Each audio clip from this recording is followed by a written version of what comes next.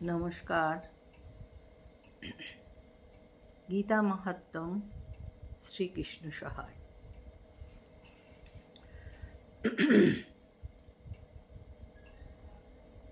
যখন ভগবান কৃষ্ণ রথে অর্জুন সহ আরূঢ় হয়ে যুদ্ধক্ষেত্রের দিকে আসছেন, তখন অর্জুন বললেন যে, শ্রীকৃষ্ণ, হে প্রভু, আমাকে দেখতে দিন কুরু শ্রেষ্ঠ কারা যুদ্ধক্ষেত্রে উপস্থিত হয়েছেন এবং সাহায্যকারী কারা, সেটাও আমাকে দেখতে দিন। তখন ভগবান কৃষ্ণ রথকে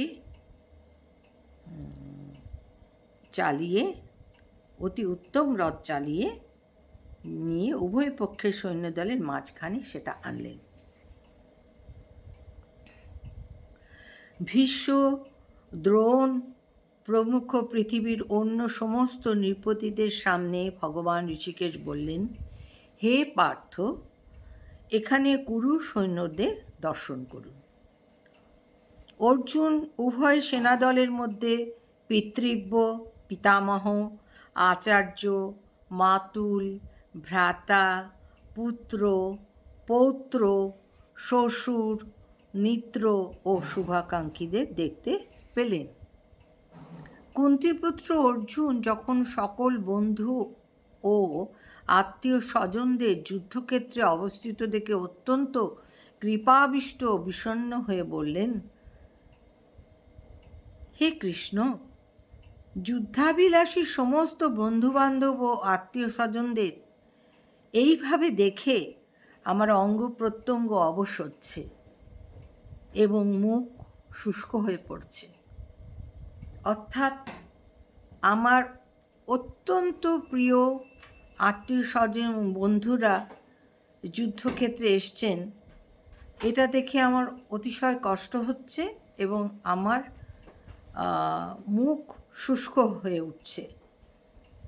আমার শরীর কম্পিত হচ্ছে, রোমাঞ্চিত হয়ে হাত থেকে গান্ডীব খসে পড়ছে, ত্বক যেন জ্বলছে।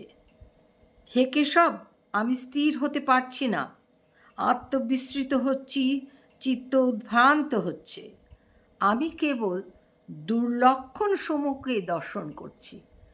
অর্থাৎ এই যুদ্ধের ফলে যে পরিস্থিতি ঘটবে সেইগুলোই তিনি অনুমান করতে পারছেন এবং সেগুলোকেই তিনি বলছেন যে আমি কেবল দুর্লক্ষণ সমূহ দর্শন করছি। হে কৃষ্ণ, যুদ্ধে আত্মীয় স্বজনদের নিধন করা আমি শ্রেয় দেখছি না। আমি যুদ্ধে জয়লাভ ও রাজ্যসুখ কামনা করি না। হে গোবিন্দ, আমাদের রাজ্যে সুখভোগ বা জীবনধারণ নিষ্প্রয়োজন। যাদের জন্য রাজ্য ও সুখভোগ, তারা সকলেই এই রণক্ষেত্রে আজ উপস্থিত।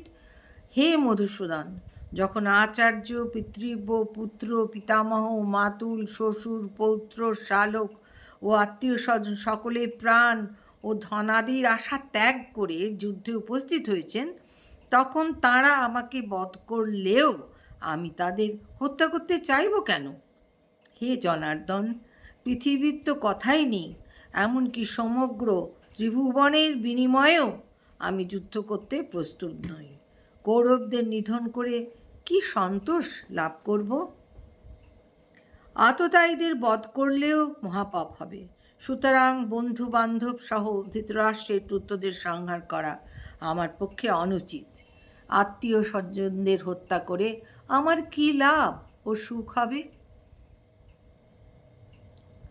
হে জনার্দন, যদিও এরা রাজ্যলোভে কুলক্ষয়জনিত দোষ ও মিত্রদোষ নিমিত্ত পাপ লক্ষ্য করছে না, কিন্তু কুলক্ষয়জনিত দোষ লক্ষ্য করেও এই পাপকর্মে কেন প্রবৃত্ত হব? অর্জুন বলছেন, যারা যুদ্ধক্ষেত্রে অবতীর্ণ হয়েছেন তারা কুলক্ষয়, কুলের যে ক্ষয় হবে তাতে তো দোষ হবে, এবং মিত্রদের নিধন করে যে পাপ হবে সেগুলো তারা লক্ষ্যও করছে না।